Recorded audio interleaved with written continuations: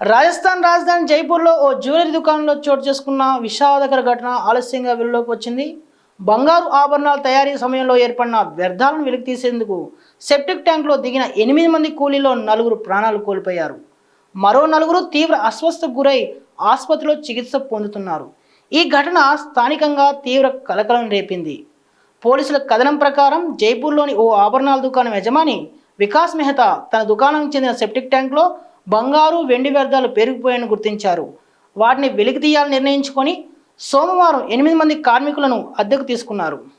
కూలీలు తొలుత ఈ పని చేయడం నిరాకరించారని, అయితే అధిక పారితోషికం అందిస్తానని యజమాని ఆశ పెట్టడంతో వారు అంగీకరించినట్లు సమాచారం. విచారకరం ఏంటంటే వారు ఎటువంటి రక్షణ పరికరాలు లేకుండానే ట్యాంక్లో దిగారు. సెప్టిక్ ట్యాంక్లోని విషవాయులతో ఆ 4 చనిపోయినట్టుగా పోలీసులు తెలిపారు. అదేవిధంగా అందులోని మరో 4 ఆసుపత్రి తరలించగా వారు చికిత్స పొందుతున్నారు.